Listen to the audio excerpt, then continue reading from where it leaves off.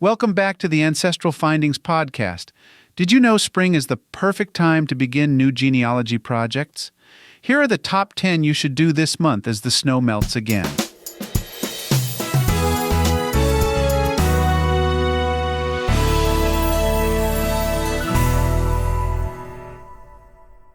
Spring is in the air, and along with that comes a whole new set of genealogy projects for you to work on. Here are your 10 must-do genealogy projects that are perfect for tackling while the weather turns from icy to warm and green. Number 1. Clean off some headstones.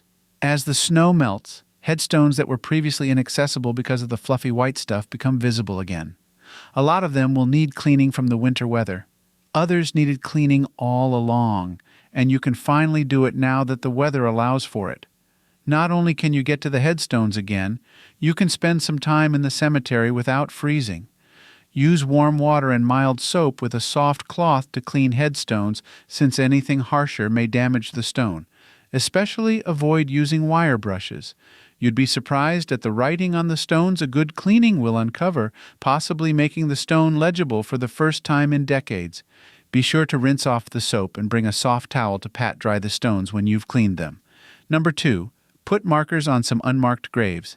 Chances are you have some ancestors whose burial sites you know, but who do not have headstones. Spring is a wonderful time to mark those graves with new stones, since the ground is visible again and beginning to thaw to provide a good foundation for the stones.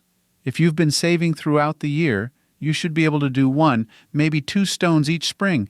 Adding stones to known burial locations is a wonderful way to honor your ancestors and to let future generations locate them more easily so they won't be forgotten.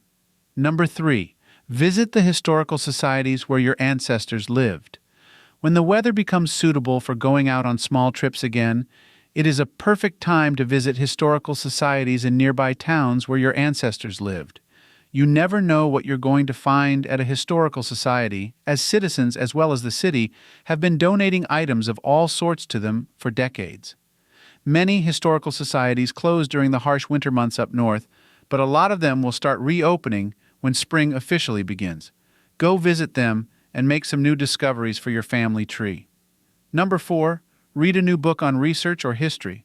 Good genealogists are always increasing their skills and knowledge by reading. A good plan is to read a book a month throughout the year. The book can be about a new genealogical research technique you haven't tried yet, or about the history of the area where your ancestors lived. The more you know, the more you can discover, and the more familiar you will become with your ancestors as the real people they were. Number 5. Start research on a new family line. Spring is all about new beginnings. Make your own by starting to research a new family line. You don't have to stop researching the lines you're already working on, but just add a new one. It will be a fun project and add to your overall knowledge of your full family history. Number 6. Write a chapter on your family history book. If you are writing a book on your family's history for publication or distribution just to the family, writing a chapter a month makes the project much more manageable.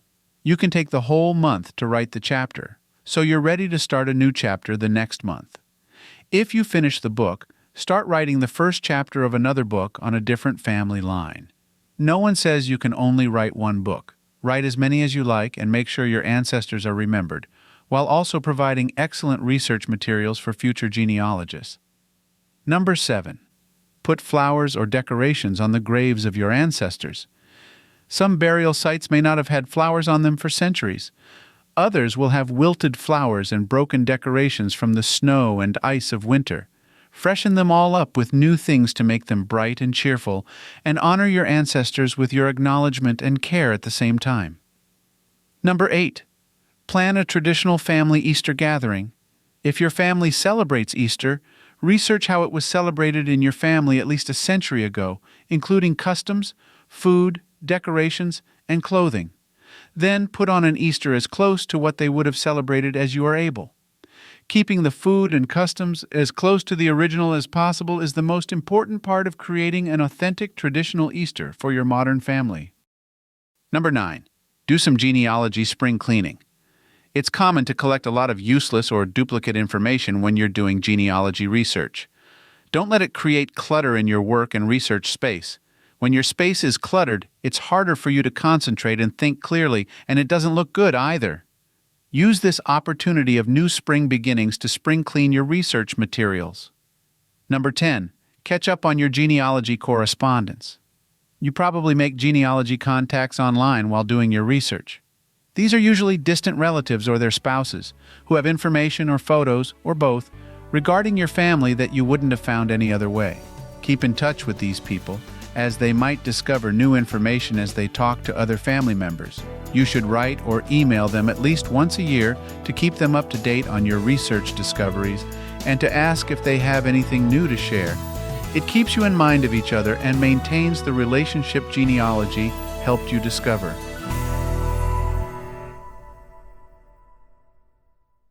Thank you for listening and subscribing to the Ancestral Findings podcast. For additional resources, visit ancestralfindings.com.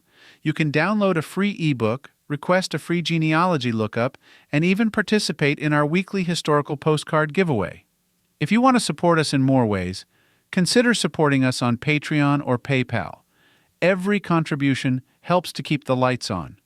From all of us at Ancestral Findings, thank you for being an integral part of our family history community since 1995. I hope you have a wonderful day, and as always, happy searching.